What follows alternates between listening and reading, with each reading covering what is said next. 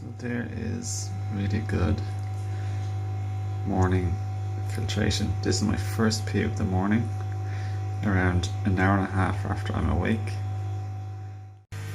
So my morning pee, this is like, as I said, like 2 hours after I woke up, maybe an hour and a half or an hour and 3/4. And my first pee of the night was only one pee, that's when I woke up at 6:20, and that didn't have mucus blobs or strands, but I had like a lot of fine filtration just suspended throughout all of it, with a little bit extra finer, like bigger, little bit extra bigger particles on the bottom. But I only peed once instead of usual 3 times, and that's because I deliberately didn't drink or eat anything for around 2 hours before bed, which I'd really recommend. And I learned that from a YouTuber called Ted Carr. But it makes sense, and other people do intermittent fasting too, and I've learned it from the Master Fast system as well. But yeah, a good 2 hours at least, don't eat or drink anything, and then you just have one pee in the morning when you wake up, and that's like much more ideal than waking up in the middle of the night to pee, which interferes with your sleep.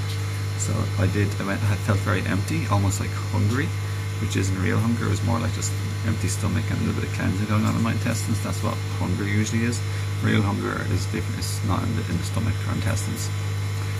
So yeah, because I went to bed in such an empty stomach, when I woke up and I didn't really eat or drink anything, I just drank a little bit of rice milk, like this much, which isn't really that much, you know, over the space of 2 hours.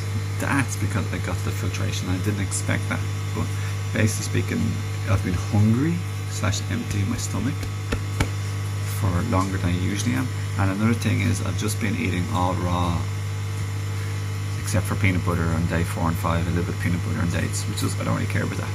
I'm like all raw. This is my 11th day beginning, so I've finished 10 days. 10 days and 10 nights. So yeah, I'd highly, and I haven't also been like, I've been practicing like non-ejaculation. I've just been chilling, saving my energy, my vital force. So that's been helpful too. So the more you can save your vital force and accumulate vital force through natural eating and natural living practices, such as breathing, rest, sleep, exercise, proper chewing, proper posture, and sun gazing or sunbathing and grounding, any of the above, yeah, you'll accumulate chi and jing, or adrenal life force energy, vital force, and that can be used for cleansing. And now remember this, real healing happens on an empty stomach. I learned that from Orville Douglas, who's been a fruitarian for like 9 years, just fruits. He only eats 1 meal a day, a small bowl of cherries or grapes, that's it. And he doesn't even eat or drink anything else for the remainder of the 23 hours. So he does that every single day. He's been doing that for a long time. He's got tons of energy. He's ripped and muscular. He does daily sprinting and high intensity interval training. And the conception that like if you're eating a fruitarian diet or a fruit-based diet you have to be slim is totally false. It's all about exercise. If you eat any diet and you don't exercise, you're going to be slim, and like you might be fat, but like you're not going to be like ripped or lean or fit. But so no matter what the diet, it's all about if you do exercise or not. And with a fruitarian diet, if you do exercise, you'll be slim, trim.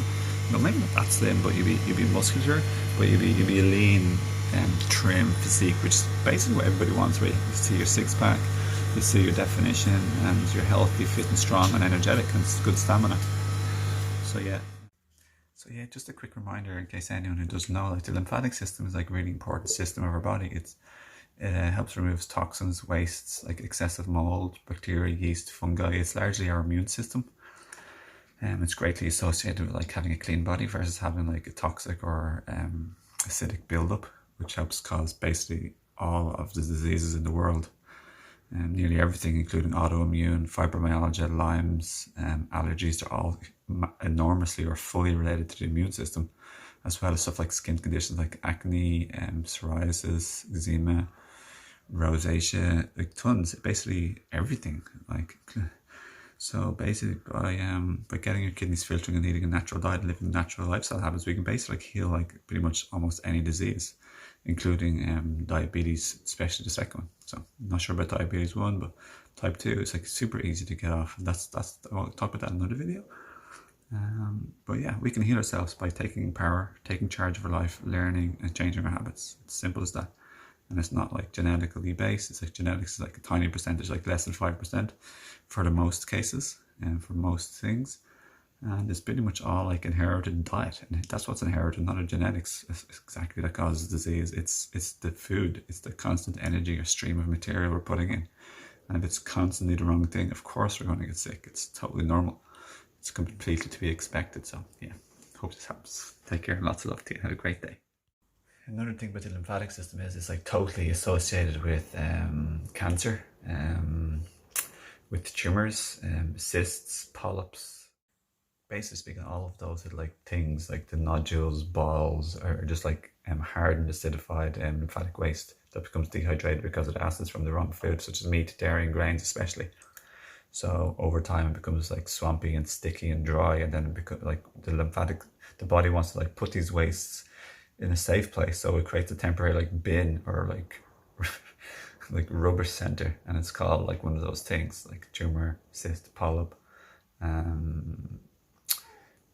any of those things. I forget some other little names off the top of my head, but yeah, they're all like lymphatic waste balls or pockets and like areas. So we can easily like drain them with lymphatic massage and changing our diet and a mixture of intermittent fasting, that type of thing.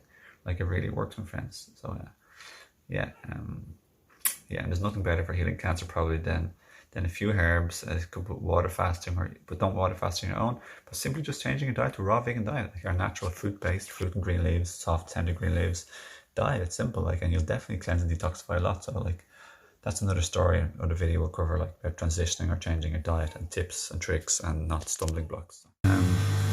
That's all I want to say, my friends. I hope this video helps. Lots of love. Friend me on Facebook, Instagram, Telegram, and also Odyssey video platform. I have lots of videos over there, and it's not censored. And for one-to-one consultations on health or healing from disease, sickness, or unwellness, or health problems or issues, just check me out down below. And my biggest passion, on top of that, really my biggest passion is personal healing, personal empowerment, self-awareness, and also creating the life and the relationships of your dreams. So I work as a relationship coach too. That's my biggest passion: self-healing, self-empowerment, and relationships. I'd love to help you if I can. So yeah, just hit me up, send me a personal message. Let's book a call if you want. And also check my website, owenfox.org, for any coaching or information on my books, and my herb store, Higher Self Herbs, for my herbs, superfoods, and enzymes. And there's a 15% discount code down below in the description. And I'd love to connect and collaborate. So thanks very much for your love, kindness, time, and attention. And yeah, leave a comment, please like and share. And thanks for everybody who likes, shares, and supports this channel. And I look forward to hearing from you and connecting and collaborating. And what are your thoughts on raw food? How's your filtration and personal healing journey been? And did you fall into the trap of thinking fruits that make you feel good, so fruits are bad for you? Because that's just because they help you to detox, and everybody falls into that trap.